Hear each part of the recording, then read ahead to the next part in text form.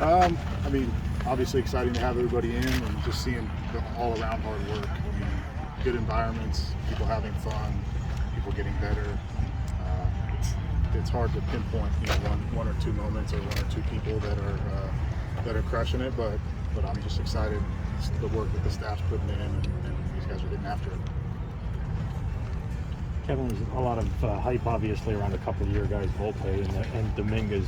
Is there any behind the scenes, maybe worry is too strong of a word, but concern about too much pressure being put on those two guys to, match up with the hype that they've gotten? I don't know if it's concern or worry are the right words, but obviously you want these guys to succeed. You want these guys to have fun and go about their business and not have to deal with unnecessary stresses. And I think everybody reads the articles that you guys write. Everybody reads social media and knows what the hype is and what's expected. And so I think that's always a challenge for everybody to deal with. Even the best in the world deal with some of that stuff. So I think it's something that we try to be open to talk about with them and try to help them manage. But until whatever their ultimate goal or even when their careers are over, sometimes those guys are dealing with that throughout. What have you observed behind the scenes in terms of their work ethic or coachability, whatever? Very mature for their age, very professional and off the charts work ethic. I mean, I think that you don't get that type of hype or draft value or signing bonus if you don't have some of that. I mean, there's definitely some God-given talent in there, but the work that they put in, it shows when they show up here and compete with everybody else. How do you think the two of them in particular are handling that kind of attention? Really well. They're leaders amongst their peers. They're guys that our staff relies on to try to help put messages out to others. And if you watch them work, like I said, you'll notice that they're two of the hardest working guys. You guys really challenged Jason last year, where you easily could have put him in the Florida, what do they call that now? Complex League. The Complex League, and let him dominate, and he goes to a league where he had some success, some failure. Do you think that was good for him as a young kid to go through some struggles there and persevere through some of it? Absolutely. We've seen guys time and time again that make it to the big leagues, and that's their first taste of any type of challenge or failure, if you want to use that term. Fortunately, baseball is pretty humbling regardless. Even if you're the best in the game, you're still getting out 60% of the time. So I think that is good for him. He hasn't played a ton of baseball, in games and especially here against this type of competition. So we wanted to push him, and we will continue to do that. Is he likely to start the season back with Tampa this year? We'll see. It's still early here. We haven't really started actual spring training, and those discussions will be ongoing until we make those rosters. How does that lack of baseball game experience impact his development, just because of COVID and every other challenge a lot of players have had, but certainly he's been involved with as well? It's always kind of hard to tell. I mean, there's guys that have come up in that workout camp environment that have had no issues, and I'm not saying that he's had issues as far as like the game management, understand how many outs there are, where the base runners are, and things like that. We haven't had any issues with that with him. I think it's just seeing tougher level competition, seeing other guys that are that have similar skills or similar abilities that you're competing against, whether it's the pitchers or batters on other teams and things like that. So it varies for different people. But one of the things about him when you guys signed him was everyone talked about how physically advanced he was, I guess, for his age. Is that something? Does that put a ceiling on how better he can get? Given that he wasn't like most other 16 or 17-year-olds when he was signed, that there might not be as high a difference between his ceiling and where he is now? Maybe physically the difference between his ceiling and where he is now is smaller than others, but on all of our measurables, he's right there up there with some of the elite in the major leagues, with max exit velo and his running speed and his overall power for his body type. Like, it's really, really good. So no concerns with how that plays out over time, but that gap might be a little smaller than a typical 17, 18-year-old. How did he hold up in terms of health last year? Was he every game? Was he straight up healthy, or was it? Yeah, he was healthy. you know, we do some things maybe different than other teams to kind of ramp up your playing time and your workload over time. So we held him back like we did with others, you know, to kind of get out of the gate. But overall, his health was great. A lot of people outside the organization think that Austin Wells at some point will end up in left field or first base or DH. I know he wants to catch. He loves catching. He says he thinks he can do it. Is there any plans this spring to maybe try him at other positions and just make that be an option down the road, or you still want to completely give him only a catcher?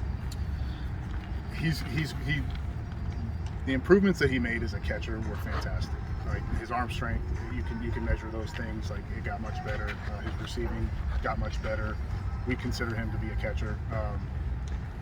Depending on where some of our other guys are, it might be an opportunity to get him some reps with, you know, he might be competing with Josh Bro in Double-A or something like that, you know, where we have a couple different prospects at the same place. Then we might have to get a little bit creative to keep his bat in the lineup. But none of that is a concern about his catching ability.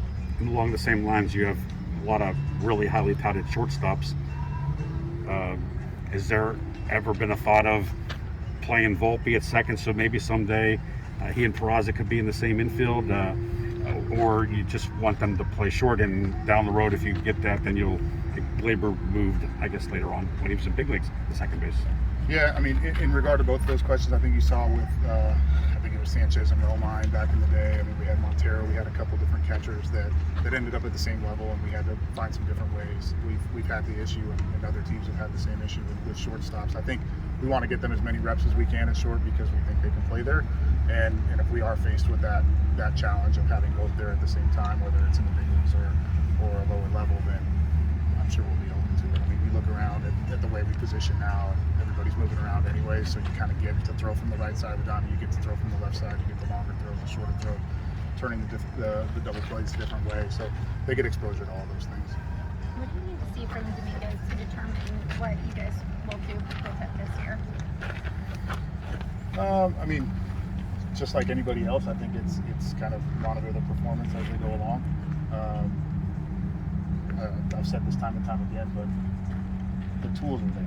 You know, the physical ability is there, the baseball skill, and the game action, and the performance is what we need, and that's the same with anybody else at this point. Are there any lesser-known prospects that have really impressed you so far in camp? Yeah, I mean, Will Warren's a guy that's been turning some heads, came out of the draft last year.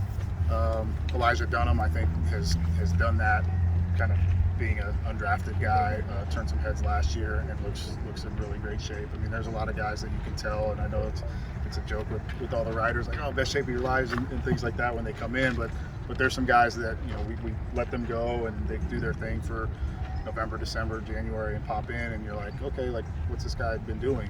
And there's a lot of guys that came in really good shape, and the work that we've had them doing remotely and things like that show that they put in that work, so we're excited.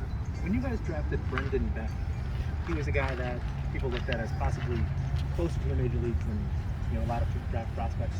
What did you see from him, and where is he at?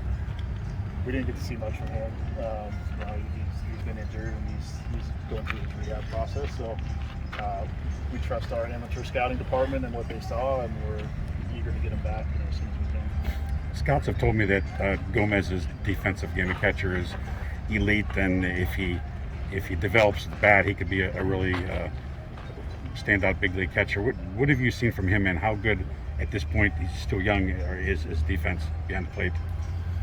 We've been fortunate enough to have a couple guys with huge arms come through here, you know, behind the plate, and Gary's one of them. But Antonio physically doesn't look his age. You know, he's very mature. The way he goes about it, the way he handles himself on the field, he's got some power to go along with that and ability. Kind of like Jason, he's a guy that we just need to kind of get more game reps and let him produce. Have you seen Arias yet? Not in person. We got him down at the complex in the DR, so he's working with some of our guys down there. That's it. After a full season, did you see any of the effect of these guys having missed a full year, or what would you have seen differently last year than you would from general years? You know, surprisingly, I felt like the effect was like we were able to really hone in on the training environment and kind of attack some weaknesses that guys had, accentuate guys' strengths, and we had pretty good performance across the board, pitching, hitting, base running, and things like that. So I think it actually turned out to be a little bit favorable in some ways. You know, you're constrained by the games that are being played 6-7 days a week, and you can't train as much as you do like in football or basketball where you have multiple days a week to practice. So there were some advantages. I think our staff did a really good job. I think our players kind of took control of their careers and did some things on their own, and it was just like we talked about some of the guys coming back from the off season. You know, you could tell the guys that really put in the work, and it showed with their performance.